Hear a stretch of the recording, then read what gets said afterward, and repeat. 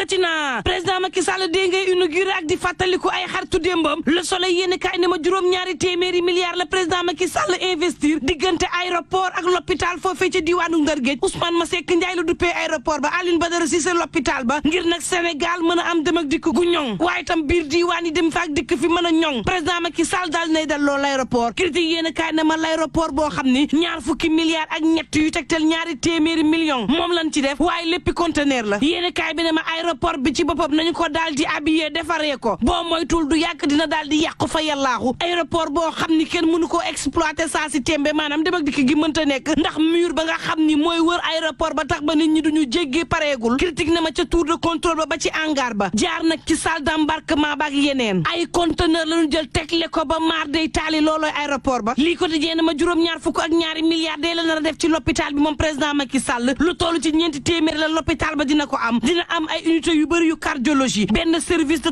transplantation bu organe daanaka daal boo dëkkee Ndar dootoo demati bitim réew ngir faju direct news na ma laataa lool daal dalloo nañu aéroport Ousmane Masseck Ndiaye président Macky Sall nag mel ni kuy dig Ndar daal di leen di xamal ni nag gannaaw gaz beeg pétrole bi nag l'hôpital ak aéroport a ngi noonu critique yéen kaay na ma bu leen fàttani nag aéroport bi ay conteneur la ñu tegle 24 heures yéen kaay mel ni ku naan maan waxtu woow nga xam ni moom président Macky Sall day ma ngay dem di dalloo ay aéroport Sénégal nag ñi ngi ci choc boo xam ni maar day taali turbine yéen kaay na ma dara waralu ko lu dul faatu François Mancabou faatu goo xam ni réew mi ñëpp ko naqarlu faatu goo xam ni daal dinay téye xel lool yéen kaay des médias bi ne ma ta joxuñ ci baaraamuk tuuma kenn ku dul police bu réewum Sénégal l'hôpital principal nag ci këyit gi firndeel ni François Mancabou faatu na dafa wax ab mort accidentelle Amnesty Sénégal di sàkku nag ab autopsie waaye itam ab enquête boo xam ne daanu ko ubbi ci mbir mi ngir leeral dëgg-dëgg ci yeen anam la François Mancabou mi daal di faatu ndax faatoom gi daal dina yéem réew mi Birahim Seck bu Forum Civil daal dina ci turbine yéen kaay ci réew mi nag dafa mel dañoo woyefal faatu dañu koo daal di banaliser daal procureur ni ci élément yu njëkk yu ñu jot François Mancabou day lu njiit njaag moo cay njaag ndax moom ci boppam moo daal di mbëkk ba mar day taali mur ya grille ba daal di cay jëlee gaañu